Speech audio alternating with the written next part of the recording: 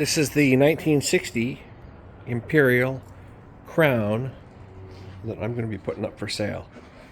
It has a color that I don't think is factory. It's got an ever so slight blue tint that is, I think, very good looking, but it doesn't match anything that's on the paint chip charts. On my phone screen it looks really blue, but in real life it looks whiter. It tilts between white and blue.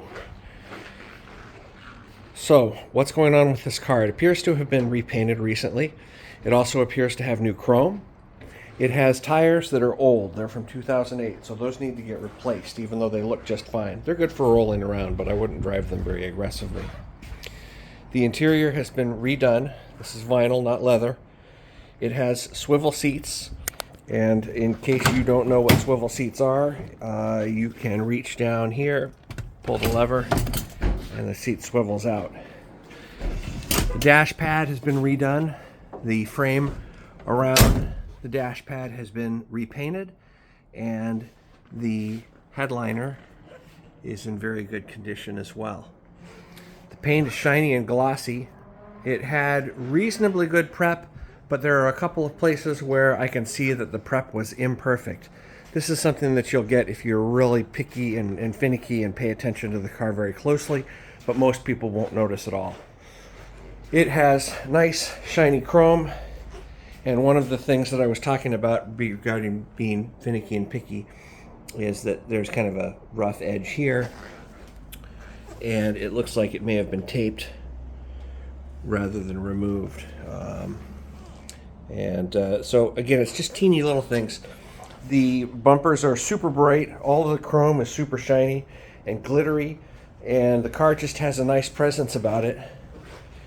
The other thing that's interesting is that the electroluminescent dash that has no light bulbs and just glows has been redone. All of these needles are bright orange, where original ones usually are faded out. The steering wheel does not have any major cracks in it. It has one that is right here, and they all seem to do it. Ooh, look, there's one there too. This is relatively minor for this wheel. It's not something that you touch with your fingers, and I would call it a kind of a non-issue. It's a square steering wheel, by the way, in case you didn't notice. The car is a non-air conditioning car, so if you live someplace where it's hot, might not be for you.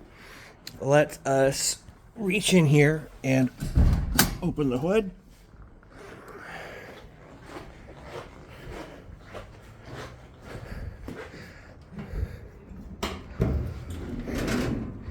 And this is the engine compartment. Somebody has been in here and put chrome wire management on there. I'd probably replace that. It also has an alternator. This year came with a generator originally, and you can see here that there is a bracket that's been bolted on to the exhaust manifold that normally has the generator attached to it.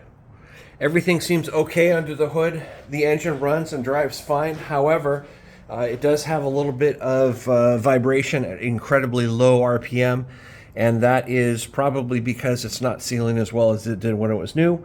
A ring and valve job would solve that, but frankly, it just doesn't need it right now. The engine runs fine. It puts out plenty of power, and I think it's just fine. The tail lights, which are kind of intricate, have a little bit of looseness in them, so there might be some attention to be paid there.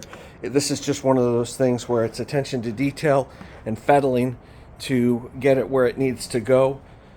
This is a California car. It is in the San Francisco Bay Area, and it does not have rust or rot or problems underneath the car.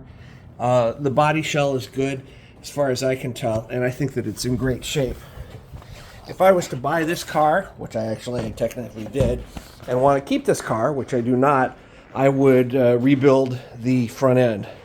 When the car is the suspension is articulated and you twist it going off of a driveway, such as the one at the back of my garage, and the car twists, there's a noise that comes out of the sounds like a ball joint or something like that.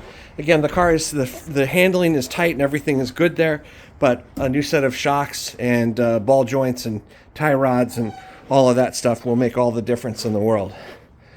That is about it. The electrical system has a couple things going on with it. The antenna does not go up and down. The seat motor does not fire when you twist the control for the seat tilt. There is a